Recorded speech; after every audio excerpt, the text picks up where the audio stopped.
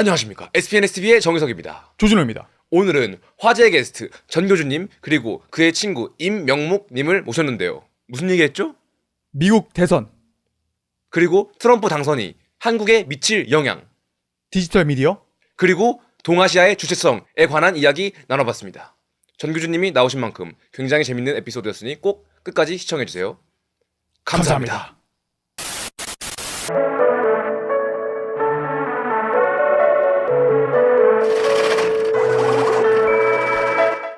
어쨌든 중요한 두 분 모셨습니다. 오늘. 예, 오늘 전범선님, 정교주님, 뭐 우리 팬분들은 많이 아실 네. 거고. 그의 해안을 갈구하시는 SPNS 팬분들이 지금 넘쳐납니다. 그니까. 네, 그래서 아마 다시 기뻐하실 한번, 거예요. 맞아요. 재출연 요구가 가장 많으신. 맞습니다. 아 그러나요? 어떻게 생각하시나요? 네, 매우 기쁩니다. 좋아해주면 좋죠. 그렇죠. 그렇죠. 좋은 게 좋은 거죠. 좋은 게 좋은 네. 거지. 그러면 형이 오늘 나오신 게스트 한 번만 소개 한번 해주세요. 아 오늘 또 다시 나와달라고 했는데 그만큼 또 부담감도 있고 요새 또 오늘의 떡밥이 이게 어마어마하잖아요. 사안이 중대합니다. 지금 아주 사안이 중대하고 시급하기 때문에 그만큼 또 이 무게감 있는 제 친구를 든든한 친구를 제가 멀리서 모셨습니다. 오송에서 왔어요. 오송이 어디죠? 저도 모릅니다. 소개해 주시는 걸로. 멀리 기차를 타고서 오늘 온 임명묵 작가를 소개하겠습니다. 안녕하세요. 반갑습니다. 네.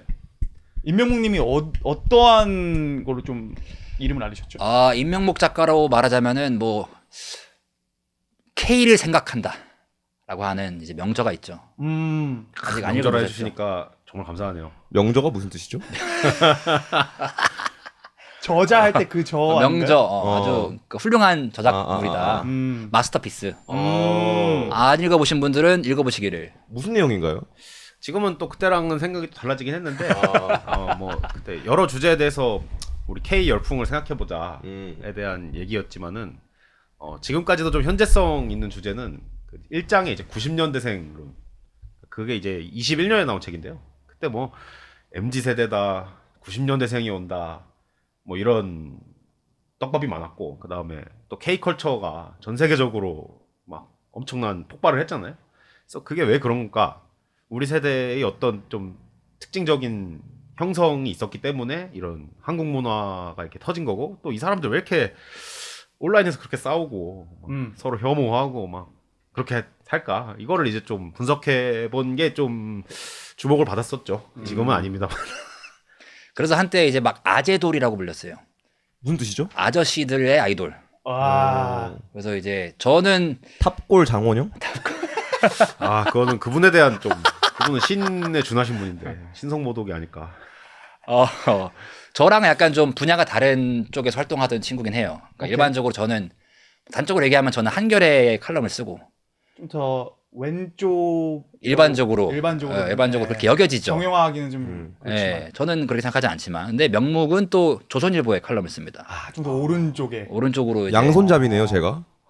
지금 왼쪽 오른쪽에 실제로 앉아 계십니다. 제 왼쪽. 그러니까. 좌석 배치가 네. 참 전략적이네요. 그러니까요.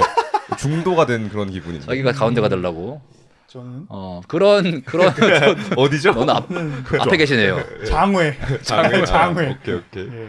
아무튼 그런 친구인데 저랑 몇 년 전부터 같이 만나서 이제 역사 얘기를 하면서 좀 큰 맥락에서 공통적인 어떤 관점을 갖고 있다는 것을 알게 됐어요. 이게 좌우의 문제가 아니다. 이건 세대의 문제다. 에이맨. 우리 둘 다 90년대생으로서 윗세대들은 저보고 뭐 진보라 그러고 뭐 극좌라고 하는 사람도 있고 급진적이라고 하는 사람도 있고 이제 명목한테는 극우라고 말하는 사람도 있으나 사실 그런 어떤 박스가 우리한테는 좀 적절하지 않은 것 같았고 우리가 공통적으로 갖고 있는 그 분명 달라요. 성향도 되게 다르고 취향도 다르고 신념도 다르지만 그럼에도 불구하고 좀 공유하고 있는 것들이 있어서 특히 오늘 사안을 이야기할 때는 이런 기존의 좌우의 시선으로 보면은 진짜 수박 겉핥기로 보게 되거든요. 본질을 못 봐요. 그렇기 때문에 이거를 좀 저만 얘기하면 또 이게 또 오해가 될 수 있어. 왜냐면 전 아무래도 리버럴한 좀 성향이 있기 때문에 그래서 이거를 좀 저랑은 다른 뭐 본인이 소개하겠지만 저 오른쪽의 입장에서도 얘기해 줄 수 있는 친구를 제가 밸런스된 시각을 위해서. 균형을 위해서 SNS도 그런 거 중요하지 않습니까? 그쵸. 아, 그럼요. 그럼요. 치우치면 안 되죠. 맞습니다. 그리고 또 오늘 또 그 주목하셔야 될 거는 이분들의 학력이 대단합니다. 또. 이런 거 좋아하기 때문에 또 이런 짚고 거 넘어갈 짚고 수가 넘어가야 없어요. 돼요. 네. 그래서 저희도 좀 오늘 옷을 신경을 썼다는 점. 네, 검은 셔츠를 입고 있죠. 조금 더 인텔리전트하게 보이기 맞아요. 위해서. 자리가 자리인 만큼 또 예, 사안이 자리가 사안인 자리인 만큼 조금 더 집중할 수밖에 없었던 점이 있던 것 같고 그럼 뭐 학력을 그래도 좀 자기 아, 입으로 하면 저요? 부끄러우니까 준호 씨가 좀 소개를 아, 해주는 저는 했잖아요 그때. 일단 뭐 범선이 형은 했고. 뭐 민사고, 다트무스, 학사, 역사 플러스 옥스포드 마스터까지 이야. 국제적으로 노신 분이시고 네. 국제적으로 탑 클래스에서 노신 분이시고 다음엔 하지 마. 이거 명묵님 맞나요? 명목님. 명묵님은 서울대학. 이름은 모르는데 학벌은 아시는 건가요? 알죠. 명목인지 명묵인지 순간 아, 헷갈려가지고. 오케이, 아, 명묵님은 또 서울대학교 맞나요? 네, 맞습니다. 무슨 학과? 학과 이름이 좀 어려운데 아시아 언어 문명학부라고. 아언문. 아언문. 어문. 네. 아원문이라 불러요, 저희. 네. 그게 뭐예요, 근데? 그러니까 여러 아시아 지역을 골라서 공부하는 건데 저는 이제 음. 중동 지역을 공부해서 중동 전공했다고 하면 됩니다. 사실 근데 서울대라는 게 중요한 거 아닌가요? 그렇죠. 아니 그게 중요한 건 아니고 저랑 명목에서 재밌는 그러니까 제가 명목이랑 얘기하는 게 재밌는 이유가 저는 이제 말한 것처럼 영미권에서 공부를 했어요. 네. 그러니까 뼛속까지 이제 영국 미국식으로 공부를 했기 때문에 난 미국이 좋아. 그쵸. 미국 좋아하잖아요 다들. 그쵸. 근데 중국이나 러시아 특히 뭐 중동에 대해 잘 몰라요. 모르죠. 특히 중국을 잘 몰라요 제가. 여긴 중국도 잘 알잖아. 그쵸. 근데 중국을 모르고선 사실 지금 세상을 논할 수가 없잖아요. G2인데. G2인데. 네. 그렇죠. 근데 이제 명목 같은 경우에는 그 아까 말한 것처럼 아시아, 특히 이제 중국, 러시아, 중동 이런 제가 잘 모르는 분야에 대해서 굉장히 전문가적인 견해를 갖고 있기 때문에 서로 좀 상호 보완이 됩니다. 좋은데요. 평화로운데요, 오히려. 아, 근데 그래서 많이 시각이 다르기도 하고. 근데 그럼 두 분이서 어떠한 개인적인 사담을 나눌 때 그런 충돌하는 분들도 있나요? 아니면 거의 다르죠. 그러니까 구체적으로 엄청 디테일하게 막 논의를 하면 아마 많은 다른 점들이 나올 텐데 근데 보통은 아직은 이제 그런 논의를 할 세상의 풍경이 아니라서 그렇지. 지금은 그냥 그러니까 뭐랄까 지금 우리 또 새롭게 당선되신 분을 두고 우리가 알던 세계가 이제 무너지는 어떤 현상이라고 생각을 하잖아요. 그러면 이제 범선이랑 저랑은 이제 이거 왜 무너지고 있나? 어쩌다가 무너졌나? 무엇을 그러면 우리가 다시 만들 것인가에 대한 얘기까지는 이제 굉장히 그냥 강한 합의가 있다고 저는 믿고 있는데 근데 그래 우리가 이런 방향으로 가야 될 것 같아. 이래서 지금 무너지고 있으니까. 근데 이런 방향도 여러 그 디테일이 있잖아요. 아마 그런 데서는 생각이 많이 달라지겠죠. 오케이. 네. 그러니까 우리가 실제로 원하는 세상이 오면은 둘이서는 싸우겠죠. 근데 우리가 원하는 세상이 지금 아니기 때문에 원하는 세상이 뭔가요? 그거는 차차 천천히. 좋습니다. 좋습니다. 그러면은 얘기 시작해 보도록 합시다. 예, 오늘의 주제 사실 지금 따뜻하죠? 지금 도널드 트럼프가 당선이 되었는데 이번 주에 요거는 이제 다음 주 목요일에 나올 거기 때문에 사실 프레시한 뉴스입니다. 네. 근데 도널드 트럼프가 당선이 되고 많은 생각이 들더라고요. 어떤 생각이 드셨나요? 일단은 어떠한 종류의 좀 승리인 것 같다라는 느낌을 나는 받았거든요. 근데 이게 다분히 정치적인 바로 의견. 아니 내가 이게 도널드 트럼프를 지지해서라기보다는 어떤 면에서 뭔가가 바뀐다라는 지진 같다라는 느낌이 들고 지각 변동의 냄새를 지각 맡으셨군요. 변동의 냄새를 맡으면서 좋은 방향이라는 난 느낌은 받았어. 근데 그거를 왜일까 잘 이해하기는 좀 어렵고 근데 이제 내가 느꼈던 거는 일단 그 도널드 트럼프가 임명한 그 팀이 좋다라는 느낌을 계속 받거든. 그러니까 뭐 RFK 주니어도 있고 일론 머스크도 있고 뭐 많은 똑똑한 사람들이 정치계에서 어떠한 그런 커리어 폴리티션들이 아니라 인더스트리 산업에서 굉장히 리더들이 도널드 트럼프와 같이 이렇게 사단을 이루면서 이제는 뭔가 좀 어떠한 황금기가 올 것 같다라는 느낌이 계속 들더라고. 적어도 미국에 있어서는. 그래서 그게 세계적으로 좋은 뭔가 승리적인 방향이 될 수 있겠다라는 생각이 들어갖고 근데 이제 난 잘 모르니까 조금 더 이제 잘 아는 사람들의 의견을 들어보고자 그냥 느낌만 있는 정도. 그냥 느낌 이건 네. 뭔가 빅토리 느낌인데 왜지? 그래서 또 그 한국에 미국에서 지켜보는 시선도 좀 이해하고 싶고 그래서 초대를 했네요, 두 분을. 네. 네. 어떤 감상이 어떠셨나요? 투표 결과를 보시고. 저는 이제 승리의 느낌은 아니었고 패배의 리버럴. 느낌이었나요? 패배의 느낌이었나요? 아니 뭐 근데 충분히 예상했던 거기 때문에 음. 오래전부터 이제 걱정하고 예측했던 것들이 이제 현실이 되었다. 근데 그거는 뭐 트럼프가 되어서 막 슬프고 해리스가 안 돼서 슬프고 이런 느낌은 아니고 사실 뭐 둘 다 큰 차이가 있다고 생각하진 않아요. 근데 트럼프의 재선, 특히 초선이 아니고 이제 두 번째 압도적으로 됐잖아요. 이거는 그냥 우리가 알고 있는 미국이라는 나라가 더 이상 그 미국이 아니다. 라는 거에 대해서는 분명해진 것 같아요. 그걸 미국 국민이 원하는 거고.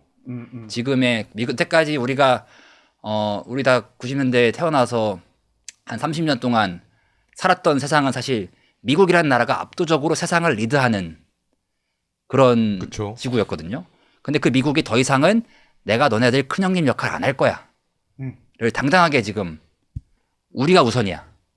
예전에는 거짓말이든 진심이든 아니든 적어도 한국이나 유럽에 있는 국가들한테 야 그래도 우리가 자유민주주의의 큰형님으로서 너희를 챙겨줄게 라는 그 마음이 있었어요. 그렇죠. 근데 그 합의가 아예 무너진 거죠. 이제는 어떻게 되는 거죠? 그럼 큰일 난 거 아닙니까? 큰일 난 거일 수도 있고 기회일 수도 있는 것 같아요. 근데 어쨌든 우리가 알고 철석같이 믿었던 이 세계 질서가 와르르 무너진다에 대해서는 이제 뭐 의심의 여지가 없는 것 같아요. 명문님도 동의하시는 바인가요? 그렇죠. 저 같은 경우는 일단은 첫 번째 든 생각은 내가 왜 레거시 미디어를 믿어가지고 박빙이라 생각해가지고 테슬라를 안 샀을까. 이 한탄이 굉장히 이제 역시 사나이는 배팅을 해야 되는데 그렇죠. 뭐 그게 한탄이 있었고 뭐 두 번째는 이제 그 제가 8년 전에는 이거 범순하고도 예전부터 얘기 많이 한 건데 제가 8년 전에는 믿기지 않을지 모르겠지만 저 굉장한 리버럴이어가지고 8년 전이요? 예, 그러니까 트럼프가 처음 나왔을 때. 처음 나왔어요. 그러니까 저게 되겠냐? 세상의 이 진보의 방향성은 너무나 명확한데 이거를 되돌린다는 거는 마지막 발악이다. 뭐 이렇게 생각을 했었고 이제 그때 이제 제가 점심에 8년 전에 1기 당선을 처음 들었을 때 진짜 와 씨, 이거 뭐야 이거 무슨 일이 벌어지는 거야? 그러면서 이제 뭐랄까 제가 평소에 갖고 있던 어떤 신념들, 믿음들 뭐 사실은 그때 23살이니까 뭐 신념이나 믿음이라고 할 것도 없었지만은 어쨌든 그런 거를 이제 의심하면서 다양한 공부를 좀 더 해보겠다고 생각을 하게 됐어요. 그러면서 지금이 됐을 때는 트럼프가 됐을 때 될 게 됐네 이런 생각이 들었죠. 근데 되게 좋은 포인트인 것 같은 게 그 8년 전에 뭔가 트럼프가 당선됐을 때의 세계적인 어떠한 리셉션 반응과 지금의 반응이 아예 다른 것 같다는 생각이 들거든요. 아예 다르죠. 그거 왜 그런 거예요? 그 당시에는 미국 국민들도 특히 민주당이나 이제 리버럴 엘리트들은 이거는 잠깐의 오류일 뿐이야. 미국이 실수할 수도 있지. 민주주의가 실수 많이 하거든요. 이렇게 생각을 했었죠. 근데 이번에는 그래서 뭐 이제 그 트럼프의 당선을 인정하지 않은 사람들도 있었고 뭐 진짜 그냥 우스갯소리로 치부한 거죠. 트럼프를 계속 그냥 농담하고 할리우드에 있는 미디어들이나 이런 곳에서도 트럼프를 진지하게 여기지 않았어요. 근데 이번에는 누가 봐도 민주적으로 정당하게 압도적인 지지로 당선이 되었죠. 이젠 더 이상 이게 어떤 이변이다, 실수다라고 여길 수가 없고 이게 미국이다가 된 거죠.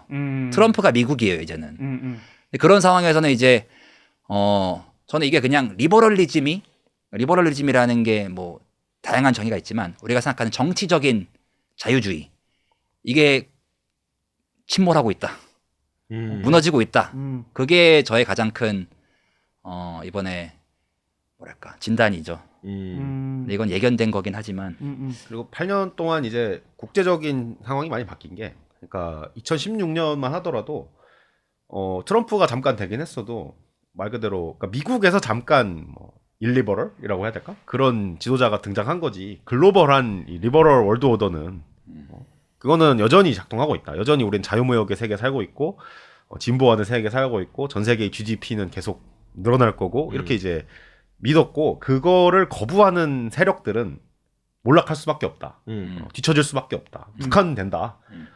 이게 이제 믿음이었는데 8년 동안에 오히려 축소된 세력은 이제 리버럴 한 서방 세계, 소위 서방 세계라는 나라들이었죠. 중국 같은 경우는 그 16년만 하더라도 지금은 믿기지 않겠지만은 시진핑 1기였잖아요, 그때. 그때만 하더라도 시진핑이 나름의 친서구나 친시장적인 어떤 개혁을 하지 않을까라는 기대가 15년까지 있었어요. 15, 16년까지. 글로벌 트렌드였기 때문에. 네네네. 왜냐면 중국이 또 개혁 개방을 하면서 3, 40년 동안 그 방향으로 쭉 갔잖아요. 그러니까 중국도 앞으로는 서구랑 수렴할 거야. 저도 이렇게 믿었습니다. 그렇게 그런 예측도 있었고. 그때는 그렇게 믿을 수 있었어. 그리고 러시아가 이제 그때 2014년에 크림반도를 합병을 하면서 이제 우크라이나 분쟁이 처음 시작이 된대요. 그때 오바마가 유명한 말을 했어요. 러시아는 위크 컨트리고 가스와 무기 빼고는 세계인이 원하는 거 아무것도 생산하지 못한다. 근데 지금 우크라이나 전장에서 러시아가 이제 점점 압도를 해가고 있죠. 그리고 중동에서도 상황은 점점 이란 같은 도전자들이 이제 세지고 있잖아요.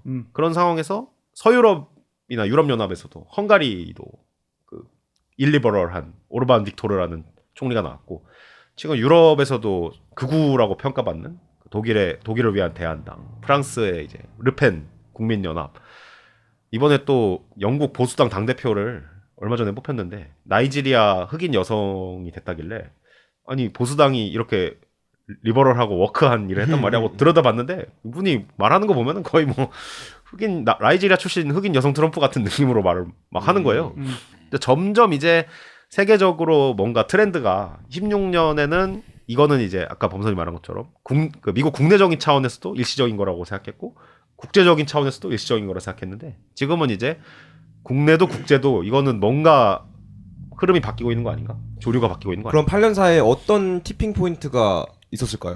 이런 변화가 있기에 있어서. 티핑 포인트.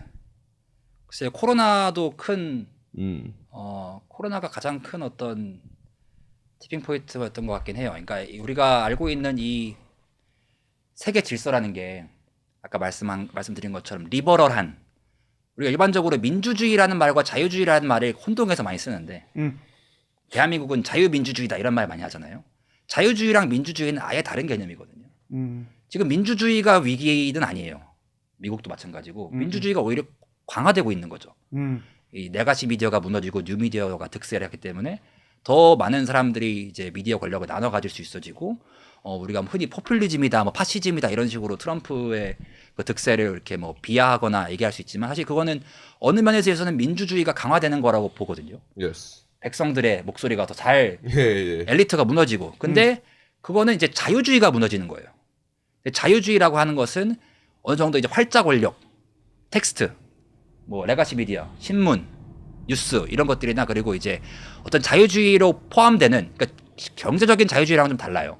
그러니까 막 그냥 뭐 시장에서 다 마음대로 해야 된다 이런 게 아니라 우리가 정치적인 자유주의라고 하면 이제 인권, 뭐 권리, 이제 뭐 정의 그리고 당연히 어떤 이제 뭐 사회적인 관용 이런 것들 우리 90년대생은 대한민국에서 태어났을 때 뭔가 공기처럼 느끼고 미국의 보호 아래서 우리가 당연히 느꼈던 그 신념들 있잖아요. 따뜻했죠. 민주주의가 확장되면은 세상은 다 아름다워질 것이고 북한도 남한처럼 될 것이고 중국도 미국처럼 될 것이고 모든 사람들이 자유와 권리와 갖고 있으면 해방될 것이고 뭐 이런 생각들이 그런 공통된 신앙이 무너지는 거지.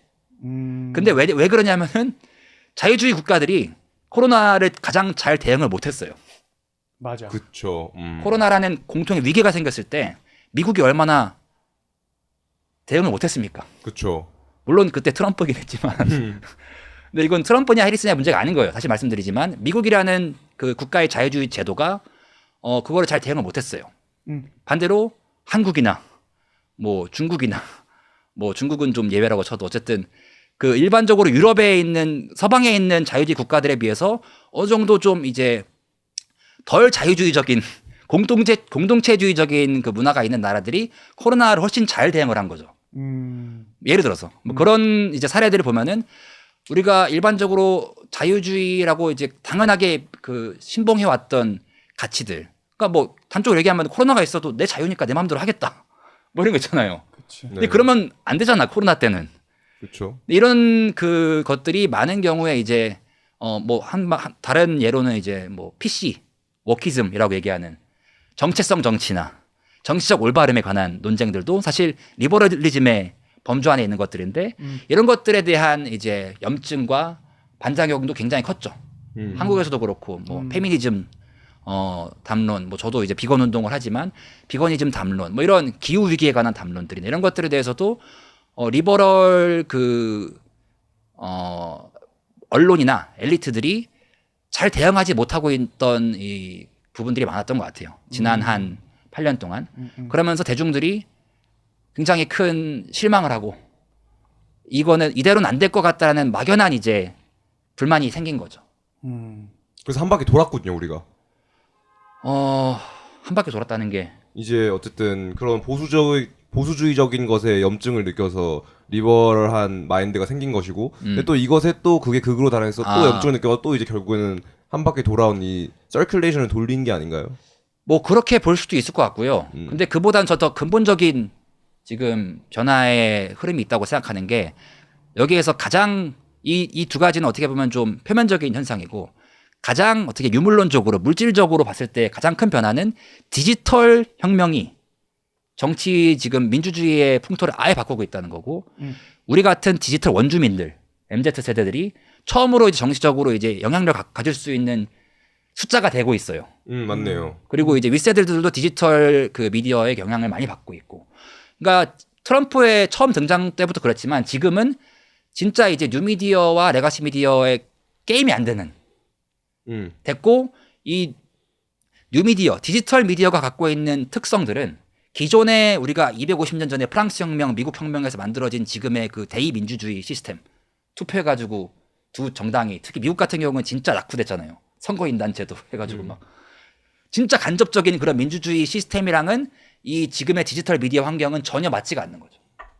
여기에서 어떻게 보면은 혁명적인 지금 변화가 전 일어나고 있다고 보고 SPNS TV 구독해 주세요. 맞아요. 그러니까 이거 진짜 하니 괜찮았죠. 네. 우리한테는 감이 좋아. 호재입니다. 네, 이거 호재입니다. 우리한테 호재입니다, 좋아, 이거. 좋아 이거. 네, 호재입니다. 이런 변화가 좋습니다. 한국의 조록원을 지금 노리고 검은 셔츠 있는 보이시죠? 네. 이번에 조록원이 대통령 만든 거라고 볼 수도 있어요. 거의 그 정도의 미디어 지형도의 그 어떤 변화가 있기 때문에 이거는 저는 뭐 잠깐 돌아왔다 이런 느낌보다는 진보에서 보수로 돌아왔다 이런 느낌보다는 250년 전에 우리가 코딩해 놓은 지금 운영 체제, 이 산업 문명, 이 자유민주주의 이 운영 체제 자체가 지금 업데이트가 심하게 필요한 때가 왔다. 이렇게 보고 있는 거죠.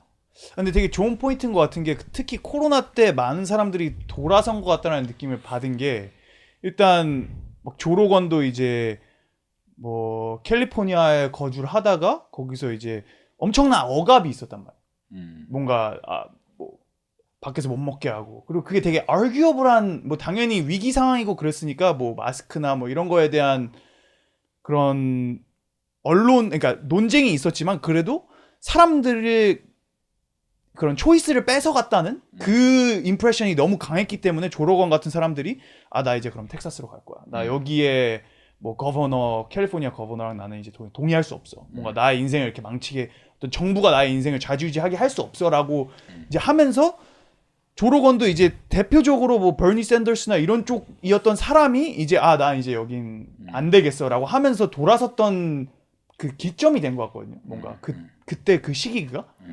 근데 형이 말한 것처럼 사람들이 그런 자유주의 뭐 이런 거를 오히려 그런 그 진보에서 되게 보수적으로 이렇게 행동하는 그런 방침들을 보면서 되게 얘네 우리가 생각했던 파가 아니구나 라고 사람들이 되게 배신감을 많이 느낀 것 같아요. 왜냐면은 뭔가 형이 말한 대로 자유주의를 표방하는 나라에서는 자유를 푸시하다 보니까 전체주의적인 뭔가 레귤레이션을 못했고 그에 반대로 한국이나 중국 이런 나라들은 모두가 마스크를 끼고 눈치를 줬기 때문에 어쨌든 코로나에 대응을 잘 한 건데 이게 좀 복잡한 문제인 게 저도 이제 범선처럼 코로나가 엄청난 기점이었던 건 맞는데 그러니까 이게 엑셀러레이션인 면이 있고 근데 이제 저도 이제 제 K를 생각한다 해도 그 얘기 했거든요.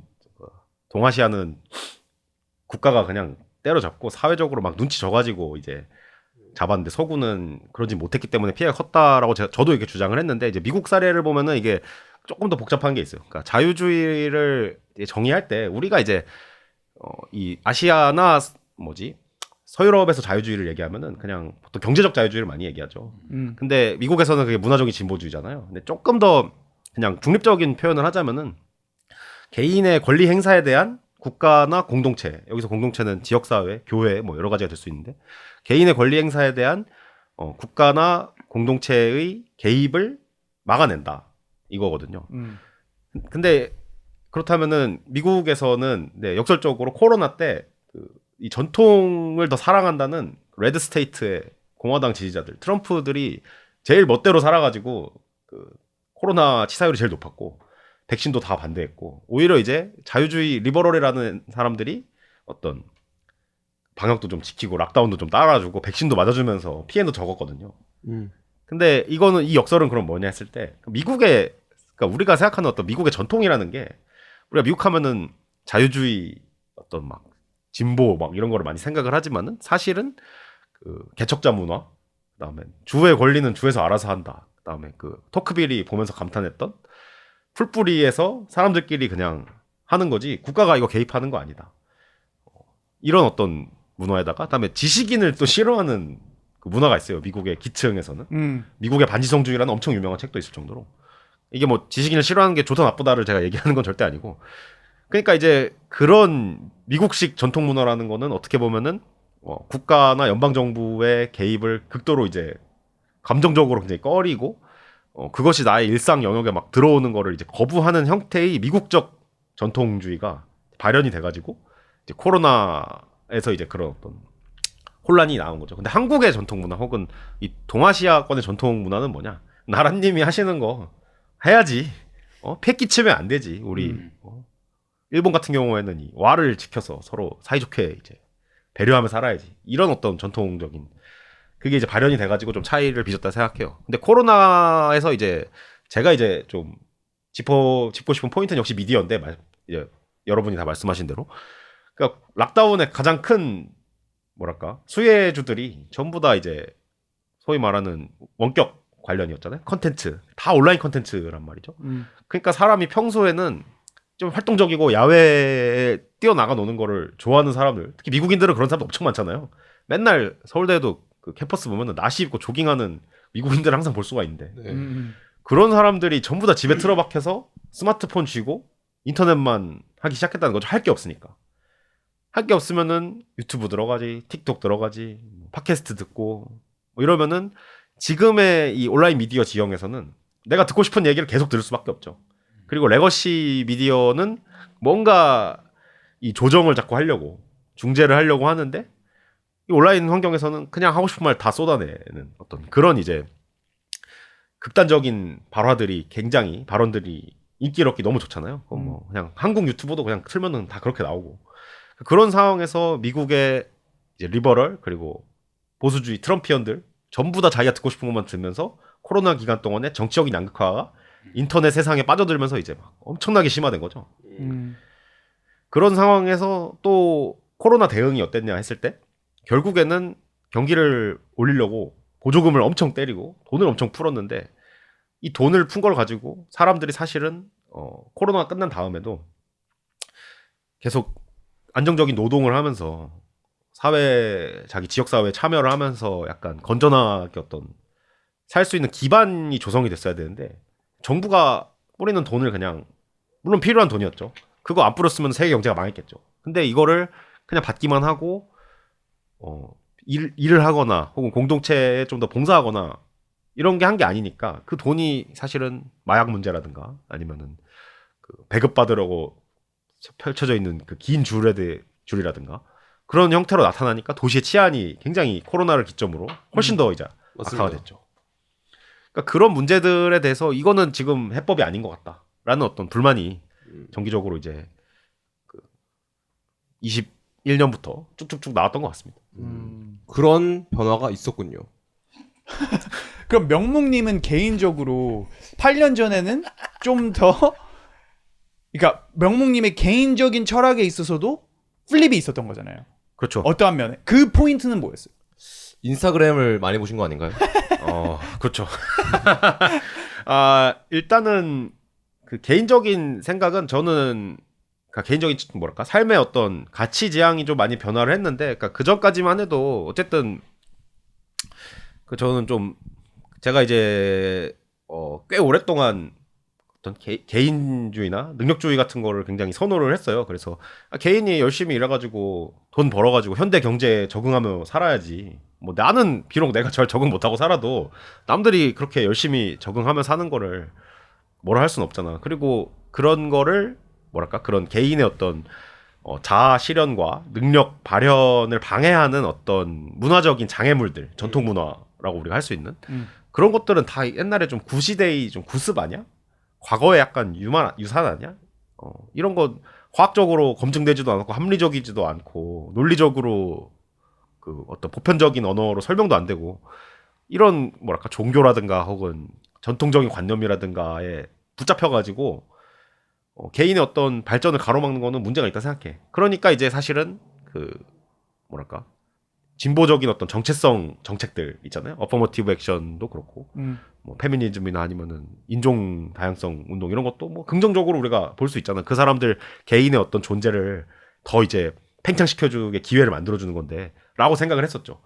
근데 8년 동안 뭐 개인적인 사건도 있었고 세계 돌아가는 것도 그렇고 여러 이제 경험을 하면서 인간이 결국에는 이 공동체 없이는 살아갈 수가 없고 나 잘났다고 나 혼자서 막 잘 나가는 거 그리고 인생의 목적이 과연 자아를 그렇게 열심히 개발해가지고 팽창시켜가지고 성공을 거두고 남들과 이제 서열을 매겨가지고 나는 어디 위치에 있고 쟤는 어디 위치에 있고 나는 그러니까 더 보장을 받아야 되고 이런 것에 인생의 목표가 있는 것 같지 않다. 우리의 인생의 목표는 주변인과의 관계 좀 더 넓히면은 지역사회, 가족, 뭐 국가, 그다음에 세계, 지역 이렇게 이제 뭐랄까 이타성을 발휘해가면서 공동체를 만들어서 살아가는 게 인간의 그냥 뭐랄까 행복이나 그냥 삶의 어떤 버팀목이 되어주는 것 같다는 생각을 많이 했어요. 그런 차원에서 이 진보적인 리버럴도 그렇고 공화당이 트럼프가 나오기 전에는 돈 벌면 장땡이었잖아요. 돈 벌면 최고의 가치다 그게. 이것도 아닌 것 같고 그 다음에 그 전통적인 그러니까 그런 공동체를 그리고 이제 뭐랄까 글루로 풀처럼 이제 묶어주는 게 결국에는 사람들이 오랫동안 믿어온 믿음 체계 그리고 문화적인 상징들. 그러니까 우리가 아무리 전통을 무시하더라도 기독교, 그러니까 미국 같은 경우에는 기독교의 상징, 그다음에 도덕률 이런 거를 완전히 배제할 수는 없단 말이죠. 저는 한국도 유교라든가 뭐 불교라든가 도교라든가 뭐 그 밑바닥에 있는 샤머니즘 같은 무속 문화라든가 이런 어떤 뭐랄까 도덕 체계와 가치 체계를 벗어나서는 공동체를 만들 수가 없다고 생각하거든요. 그러니까 그거를 벗어나서도 공동체가 운영될 수 있다는 거는 조금 공상이라고 생각하고 그런 차원에서 세계적인 어떤 뭐랄까 그 어떤 전통의 재발견 또 재창조 이런 어떤 흐름에 관심을 가지게 된 거고 저는 트럼프 현상도 미국인들이 그 뭐랄까 지나친 어떤 개인 본위 개인의 자아 실현과 팽창에만 의미를 두는 세계관에 지쳤다는 어떤 증거라고도 생각이 돼요. 물론 트럼프주의가 그걸 온전히 반영한 거라고는 저는 절대 생각하지 않습니다만은 화성 가자는 분이 이제 계시기 때문에 거기에는 그렇다면 주제로 넘어가죠. 야, 이 서론이었어 이게. 트럼프가 당선됐는데 이것이 한국에 어떤 영향을 끼칠 것인지 안보적으로, 경제적으로, 또 다양한 방면적으로 그것이 궁금하고 그것에 대한 이야기를 나눠야 된다고 생각합니다. 어떻게 생각하시나요? 정신을 똑바로 차려야 됩니다. 이제부터 우리는 아랫배에 힘을 줘라. 아랫배에 힘을 주고 뭐 정신도 맑게 하고 정신을 똑바로 차려야 되는 게 그러니까 우리가 진짜 여태까지 안온하게 살았어요. 우리가 진짜 안전하게 맞습니다. 이 미국이라는 큰 형님이 우리를 지켜주셨어. 그리고 여태까지 사실 자주국방하지 않았습니다. 사족방하지 않았고 지금도 전시작전권이 미국에 있고 네. 진보건 보수건 사실 뭐 좌우가 나눠서 싸운다고 하지만 좌파도 결국에는 미국처럼 하자는 거였고 한국의 좌파는 결국에는 미국처럼 리버럴이 되자는 거였고 한국의 우파도 결국에는 미국처럼 미국에 의존하자는 거였고 결국엔 미국에 따라가자는 게 변함이 없었습니다. 주체가 미국이었네요. 그렇죠. 저도 고등학교 때부터 계속 그렇게 배웠어요. 앞서간 선진 문명 문화를 한국화에 받아들여 한국을 최선진국으로 끌어올리자라는 말은 미국을 따라가자는 거거든요. 그런데 이제는 미국이 니들 알아서 해라. 출가해라라는 선언을 이제 졸업해서 너네 알아서 출가하고 독립해서 네가 알아서 먹고 살고 돈 나한테 용돈 보내고 다 된 거야. 이제 너네 많이 내가 가르쳐 줬잖아. 이제 선진국이잖아. 이러고 있는 거예요, 한국한테. 그러면 국제 평화에 확실히 영향이 있긴 하겠네요. 왜냐면 그 반에서도 압도적인 일진이 한 명 있으면은 그 반은 어쨌든 이 힘의 상하 관계가 있기 때문에 그렇죠. 밑에서 반란을 일으키기가 쉽지 않은데 뭔가 그렇죠. 일진짱이 이제 내려오면은 거기서 이제 1, 2위, 3위, 4위, 5위, 6위, 7위까지 싸움이 벌어지거든요. 그렇죠. 정확하죠. 네. 이게 우리가 여태까지 살았던 시대가 팍스 아메리카나잖아요. 그러니까 미국의 압도적인 힘으로 유지되는 세계 질서. 미국이 주는 평화. 이제 팍스로 옛날에 팍스 로마나가 있었던 것처럼 로마 제국이 유지하는 평화가 있었던 것처럼 우리는 미국이라고 하는 제국이 유지해주는 평화 속에서 살고 있었어요. 맞습니다. 근데 말한 것처럼 싸움이 날 때는 무조건 1등이 압도적으로 세면 안 나는데 2등이 얼추 비슷해져서 1등이랑 내가 한번 일장 해볼까? 라는 생각을 할 때가 제일 위험해요. 그러니까요. 그러면 2등이 3등한테 야 같이 2대1로 갈구자. 그럼 1등은 4등한테 연락하고 이러면서 패싸움까지 번지는 거 아닙니까? 그게 세계 대전 아니에요? 그게 세계 대전이죠. 예. 지금 그 시점이 진짜 오랜만에 온 거예요. 이야, 우리가 태어난 이후에는 이때가 이런 적이 없었어. 미국이 그냥 압도적 일장이었잖아요. 네. 지금도 일장이지만 미국 스스로도 쟤 봐라. 지금 밟아놓지 않으면은 쟤 좀 이따가 가면은 좀 큰일 나겠는데. 그러니까요. 벌크업 되고 있는데 그리고 3등도 얘가 말을 안 듣네. 이런 긴장감을 느끼고 있고 그게 사실 트럼프 당선의 가장 큰 요인이죠. 미국 국민들이 갖고 있는 중국에 대한 두려움. 미국 경제가 지금 이제 추락하고 있다라고 하는 어떤 두려움.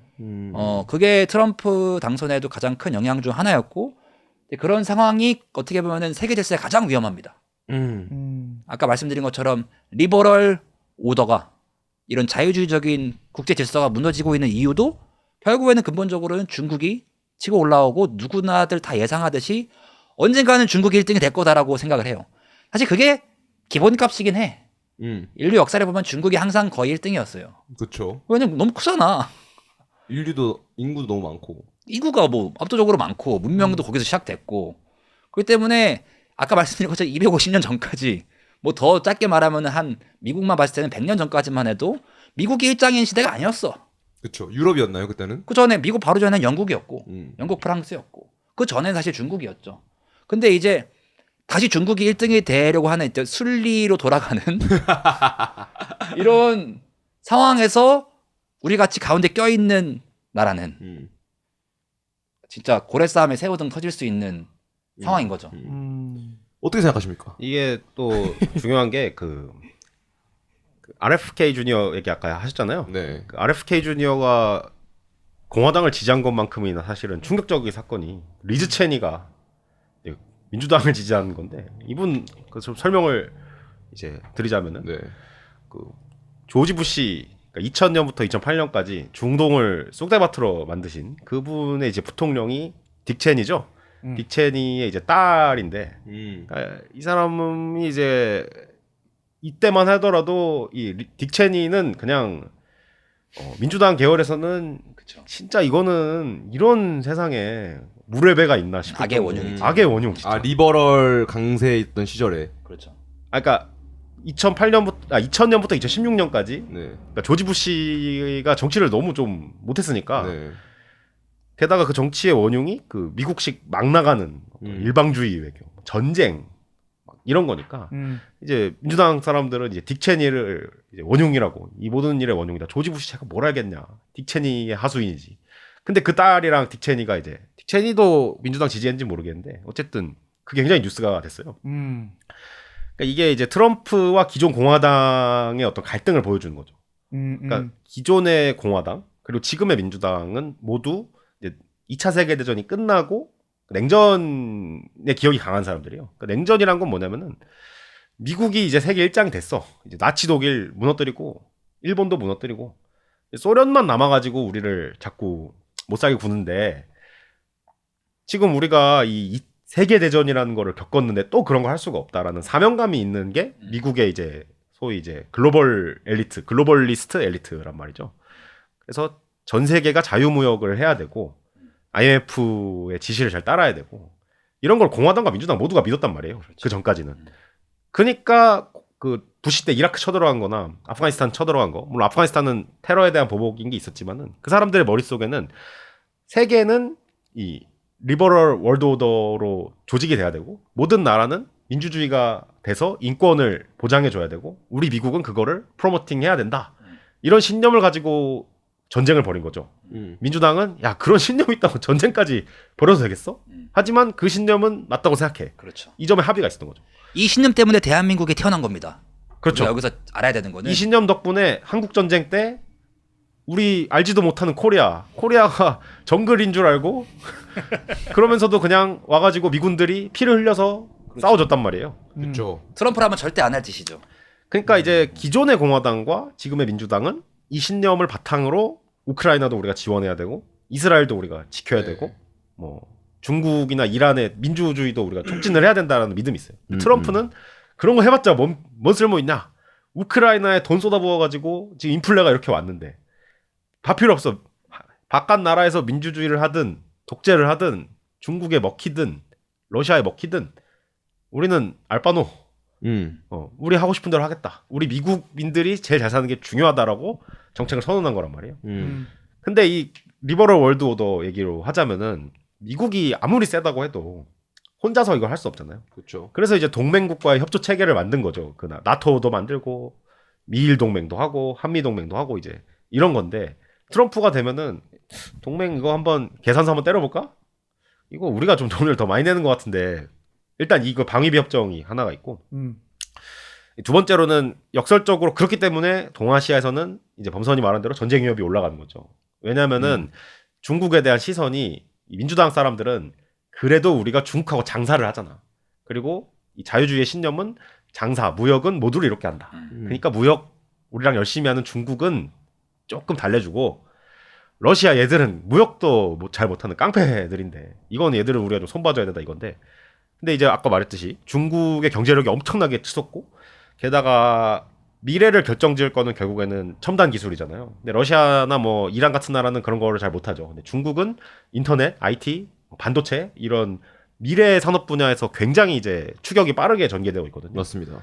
그러니까 미국 입장에서는 자유주의 국제 질서 뭐 이런 게 문제가 아니라 미국이 앞으로도 세계의 1등 혁신과 첨단 기술을 선도하고 강대한 국가가 되기 위해서는 중국에 막는데 최고의 집중을 해야 된다라는 팀이 이제 트럼프 주위에 굉장히 많습니다. 그러니까 단순한 고립주의가 아니라 동아시아 정도는 우리가 지키면서 가는 고립주의를 이제 얘기를 한 거죠.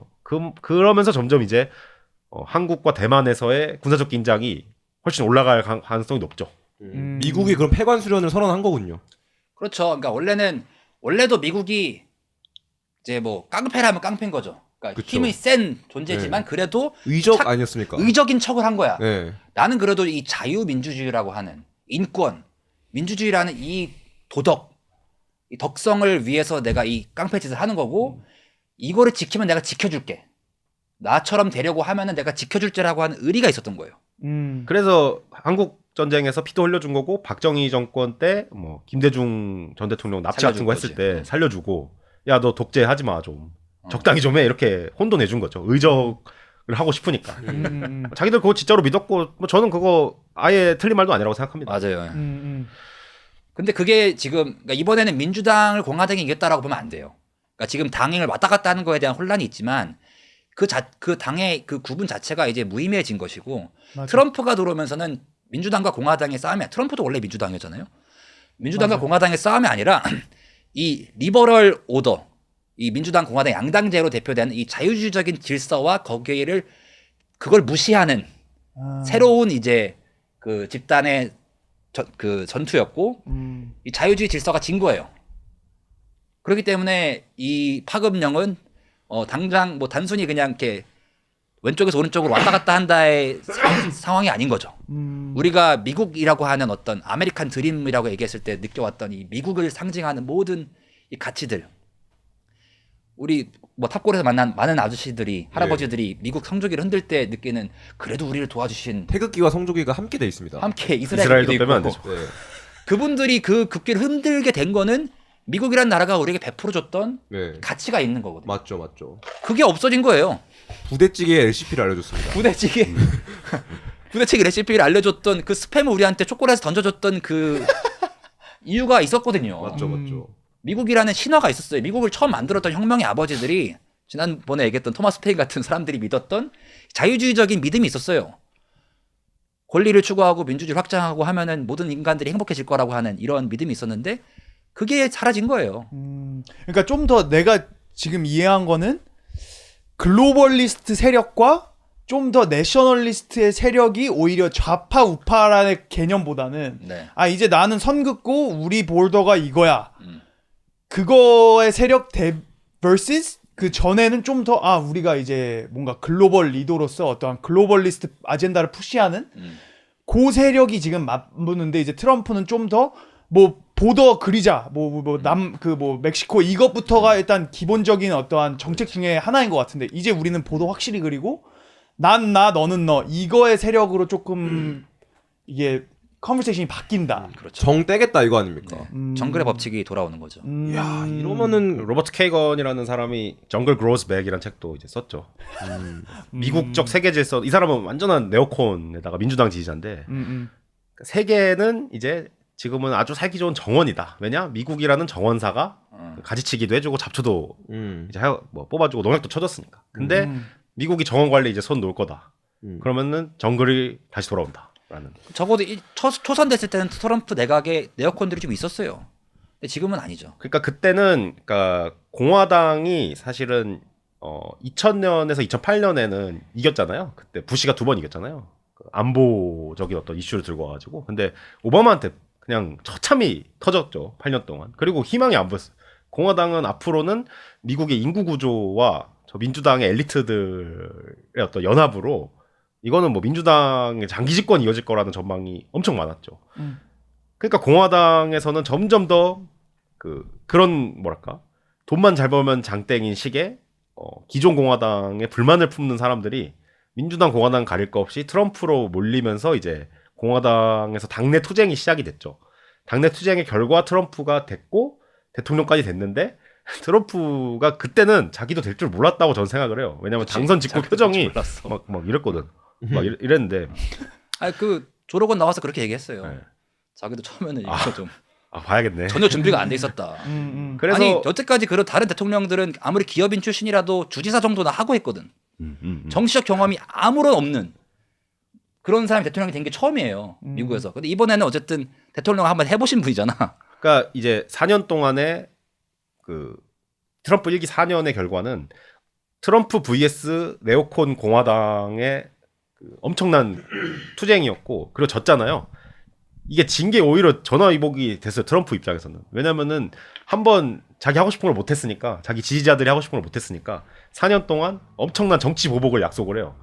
그때 공화당에서 내가 하고 싶은 거 못하겠던 놈들 각오해라. 니들은 국물도 없다 하면서 4년 동안 트럼프주의를 더 이제 열심히 선전을 하면서 일론 머스크나 뭐 이런 새로운 동맹들 자기 말 들어줄 사람들을 새로운 동맹으로 만들고 이제 이 사람들 내가 포스트에 앉히겠다. 이렇게 된 거죠. 제가 여기서 궁금점이 있는 거는 아까 말씀하신 것처럼 어쨌든 나라 하나가 전 세계 질서를 주도하기는 어렵고 우방국을 만들어가지고 이제 본인의 어떤 크루를 만들어가지고 이제 본인의 아이디올로기를 이제 푸시를 해야 된단 말이죠. 근데 그렇게 해서 지금까지 어쨌든 미국이 1위 국가로 발돋움할 수 있었던 것인데 지금 미국이 이렇게 고립주의를 택하면서 그런 우방국들과의 관계를 좀 끊어내면은 그러면 본인들의 세계 1위 지위를 어떻게 보면 뺏길 수도 있는 것인데 이 뭔가 택틱을 취하는 이유는 뭘까요? 그러니까 저도 사실은 말씀하신 것처럼 동맹 버리고 나 혼자만 할래 하면은 미국이 지금 누리는 어떤 여러 특권적인 지위들이 해체가 될 거라 생각해요. 달러 패권국의 지위가 그쵸, 위태해질 그쵸. 수 있잖아요. 그러니까 서유럽이 그냥 그 러시아한테 그냥 우크라이나 다 넘겨주고 서유럽이 우리 미국이랑 못 해먹겠어 하면서 막 독자 노선 걷겠다고 하고 뭐 중동에서 난리 나고 그러니까 막 사우디아라비아가 위안화로 석유 결제하고. 팔겠다 이렇게 하면은 사실은 지금 미국이 누리는 어떤 뭐랄까 여러 우위들은 저 다 무너질 거라 생각하거든요. 네. 근데 이제 그런 거 이전에 그냥 미국 사람들은 뭐 그런 걸 뭐 공부를 하겠습니까? 저도 공부 안 하고 투표하는데 나 그냥 이전의 정책들 그냥 싫어. 그냥 미국이 사실 좀 그냥 아무 별 생각 없이 동맹 이런 거 나 알지도 못하는 나라에 무슨 이상한 왕들 독재자들 이름 별로 생각하고 싶지 않고 그냥 미국에서 열심히 하면은 잘 되는 거 아니야라는 굉장히 단순한 믿음을 이제 표출한 거고 민주주의 아까 이제 자유주의와 민주주의 구분도 얘기 나왔는데 민주주의는 그렇게 돌아가는 거죠. 그래서 민주주의가 위험합니다.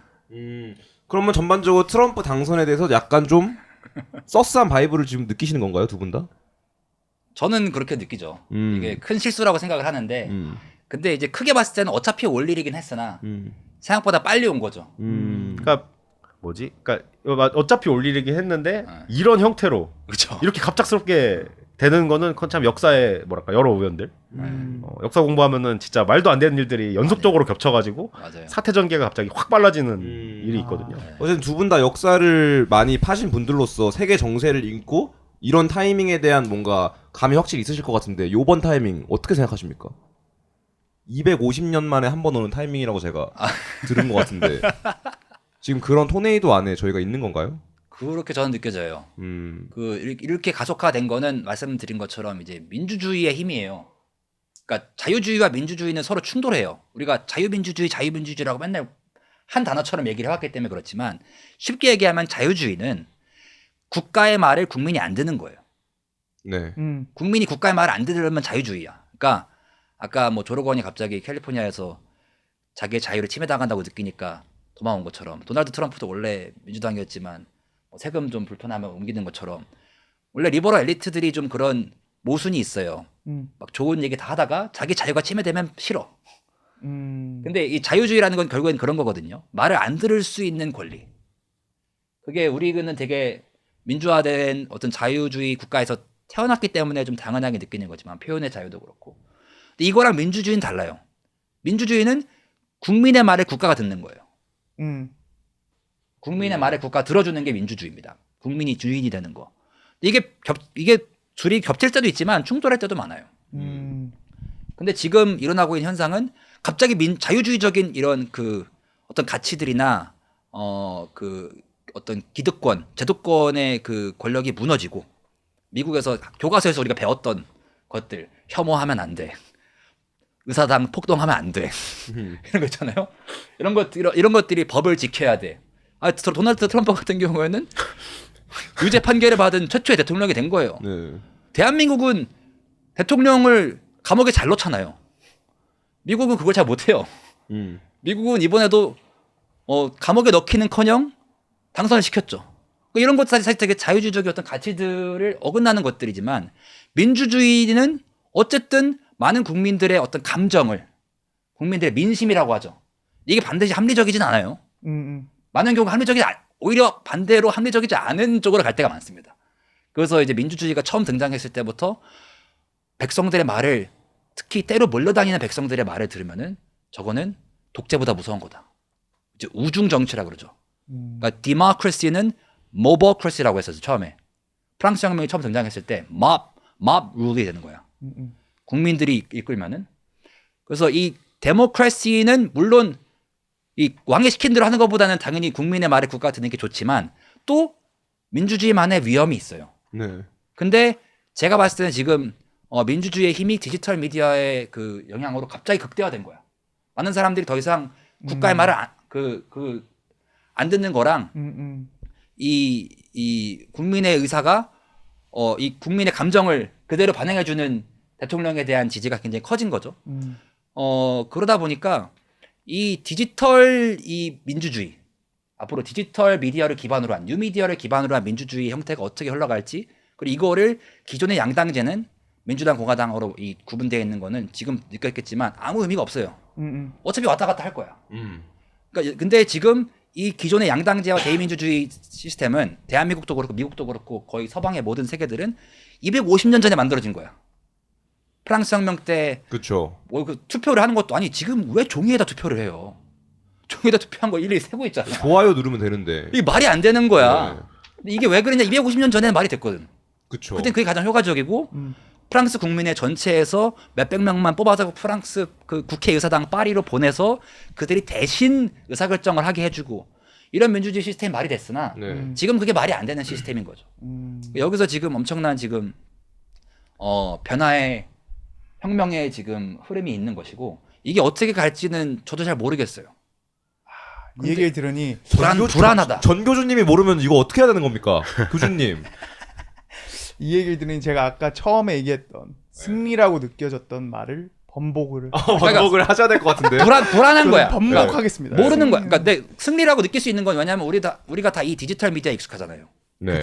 SPNS TV. 네. 구독해 주세요. 그런 면에서 나는 승리라고 느껴. 맞아요. 그건 맞아요. 그 진짜 이 민주주의의 승리 어떤? 과거 산업 문명의 이 시대에서의 그 패러다임이 좀 유효 기간이 지난 거를 우리가 확인한 거죠. 그러면은 역사를 돌이켜 봤을 때 이러한 패러다임 시프트가 있고 뭔가 이제 이렇게 좀 지진이 뭔가 이렇게 바뀐다라고 느꼈을 때 비슷한 사례가 있나요? 지금 이거와? 250년 전에 그런 게 있었지. 어떤 게 있었나요? 그러니까 인쇄 기술이 나오고 음. 신문이 보급이 되고 그러면서 민주주의 혁명이 일어난 거거든요. 그럼 디지털 혁명의 시대 지금. 그럼 새로운 혁명이 오고 있다라는 말씀이신가요? 그렇죠. 근데 이게 어떤 형태로 올지는 저도 모르겠으나 이미 온 걸 수도 있고요. 근데 우리가 이것을 인터넷이라는 뭔가 블랭킷 텀으로 쓰고 있는데 우리가 말하는 미디어는 결국엔 유튜브, 결국엔 인스타그램, 결국엔 틱톡, 결국엔 사기업이 소유하고 있는 형태 아닌가요? 그렇죠. 네. 네. 어떡하죠? 근데 이제 그러한 플랫폼적인 거는 있긴 한데 이제 어쨌든 그 보이스는 개인한테서 나온다라는 게 큰 것 같아. 하지만 결국 그것을 센서하는 것은 사기업 아닙니까? 우리들이 투표를 해서 얻는 가치가 아니잖아요. 그래서 실제로 제가 그 성조기 앞에서 M16을 들고 있는 사진을 인스타그램에 올리려고 했는데 그걸 올리려고 하자마자 5분 정도 뒤에 이제 AI가 센서를 해가지고 이 사진을 너가 올리면은 너의 다른 사진들을 뭔가 다른 사람들의 탐색 페이지에 올리지 않을 수도 있겠다라는 그런 경고문을 보내주더라고요. 내가 그래서 바로 골이 내렸습니다. 꼬리 내려야죠. 그거. 그러니까요. 네. 이걸로 돈 벌어야 되는데. 그렇죠. 그래서 어쨌든 이게 결국에는 제재가 그러면 전에는 그래도 어쨌든 투표라는 미디엄으로 우리가 뽑아서 이 사람이 우리를 뭔가 관리 감독하는 형태였는데 지금은 사기업이 어쨌든 그런 미디어에서 이제 이런 디지털 미디어로 넘어오면서 사기업이 그런 통제 권한을 갖게 되는데 그렇죠. 이것에서 오는 부작용들이 그래도 굉장히 클 거라고 생각하는데요. 좋은 포인트라고 느끼는 게 예. 나는 일단 뭔가 조로건 이런 식의 새로운 뉴미디어의 등장이 그냥 무조건적으로 옳다고 생각하고 있었어. 지금 포인트까지는. 왜냐면은 개인의 보이스가 높아지고 오케이 뭐 일단 나도 개인적으로 득보는 것도 있고 오케이 뭐 나는 이 트렌에 완벽히 동참라고 나도 느끼고 있었는데 생각을 해보니 내가 조로건한테 선동을 당할 수 있다라는 생각이 들더라고 갑자기. 맞아요. 그치. 맞아요. 그러니까 당연히 그냥 어떠한 레거시 미디엄에서 개인적인 플랫폼에 이게 뭔가 무브먼트가 있을 수 있고 이거를 지지하는 면도 있는데 이거를 너무 전적으로 지지하다 보면 내가 오히려 이런 그냥 다른 형식의 프로파간다가 될 수도 있겠구나라는 생각이 들긴 하는 거지. 지금. 그니까요. 맞아요. 이게 자유주의의 가장 기본 전제는 아까 프랑스 국회 얘기했지만 영국 국회, 그러니까 좌파 우파가 나눠졌다고 했잖아요. 근데 그런 이유는 그러니까 변증법적인 건데, 그러니까 사람들을 일단 기본적으로 나쁘다고 생각하진 않아. 그 국회의원들을 그러니까 같은 국민이면은 그러니까 민족주의라고 하는 어떤 공동체 의식이 있어요. 프랑스 국민이면 프랑스 국민. 우리 어쨌든 한 편이야. 한 배를 탔어. 근데 일단은 우리가 진리를 찾아야 되니까 가장 좋은 정책을 찾고 가장 좋은 법을 만들어야 되니까 일단은 편을 갈라서 싸워보자. 오케이. 그게 자유주의의 기본 원칙이에요. 서로 합리적인 토론을 하게 하는 거. 양쪽에서 둘이서. 근데 공통의 목표는 있어요. 더 나아지는 거. 더 나아지는 거. 우리 나라가 다 같이 나아지는 거. 기본적으로 우리 민족이. 한국 같은 경우는 우리 민족이라는 얘기 많이 했었죠. 우리 민족이 다 같이 나아지는 건데 그걸 하기 위해서 일단은 진보 보수로 좌파 우파로 나눠서 좀 토론을 끝장 토론 해봐. 스파링에 좀 가깝네요. 스파링 해봐. 근데 그 밑에는 서로 간의 어떤 리스펙. 그런 게 깔려 있는 거죠. 공동체 의식. 공동체 의식이 있고 한 편이라는 군대도 같이 가고 맞습니다. 그런 게 있어요. 그리고 이 토론이라는 것은 토론일 뿐이야. 그러니까 이성적으로 서로 간에 서로 정책을 비판하고 분석하고 이래가지고 더 좋은 결과물을 그 도출해내기 위한 어떤 방법인 것이지. 그래서 한동안은 우리가 봤을 때 뭐 좌파나 우파나 똑같네. 국회의원들 끝나고 같이 회식해서 노네.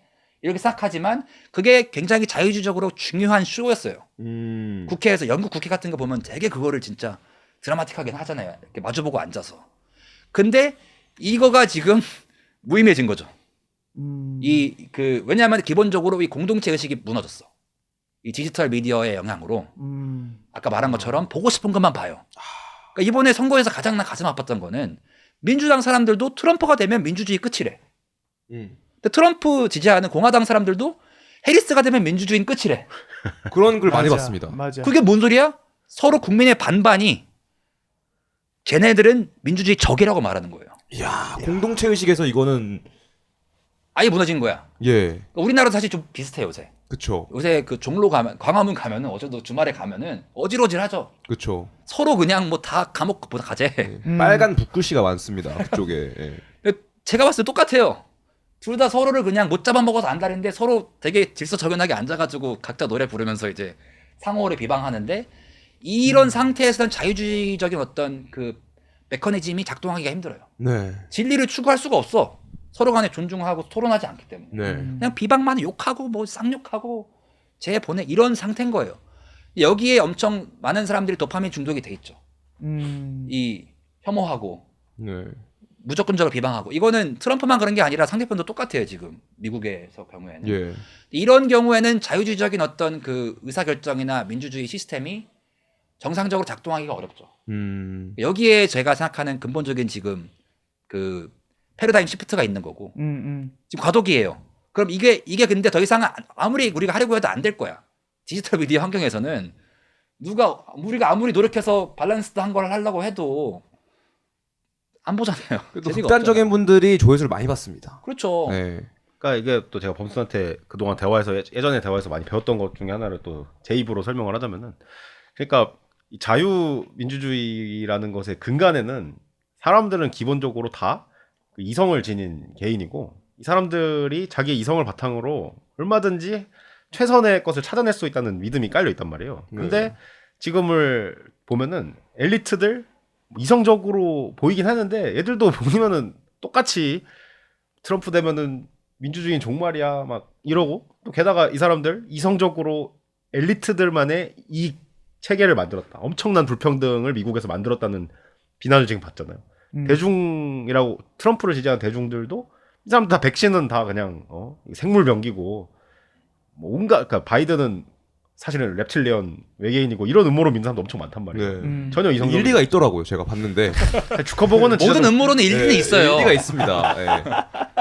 그리고 이제 2016년 대선에서 가장 또 이제 논란이 됐던 게 이제 러시아 개입설인데 그 러시아가 AI 봇을 만들어가지고 네. 트럼프를 지지하는 계정을 온갖 SNS에 찰포를 해가지고 그게 이제 미국의 여론 지형에 엄청난 충격을 줬다. 그거로 트럼프 당선의 기반이 어느 정도 마련이 됐다라는 가설이 있어요. 그러니까 얼마나 뭐 그게 진짜인지 가짜인지는 논쟁이 굉장히 많은데 그 얼마나 근데 사람의 인지적인 그 이성이라는 게 취약을 하면은 우리가 이게 그냥 아무렇게 넘겨보는 미디어들 보면서 나는 내가 주체적으로 판단해서 이성적으로 이거를 최선을 선택한다고 하지만 네. 얼마든지 매니플레이션의 대상이 될 수가 그쵸. 있는 거잖아요. 그러니까 인간의 어떤 이성에 몰빵을 했을 때 최선의 결과가 나온다라고 하는 그 믿음을 바탕으로 만들어진 정치 체제. 사실은 또 이제 그때 그거 만든 사람들은 진짜로 그렇게 생각한 건 아닌데 나중에 이제 사람들은 그렇게 믿게 됐잖아요. 자유민주주의는 인간의 이성과 합리성을 믿는다. 그러니까 그게 이제 무너진 거죠.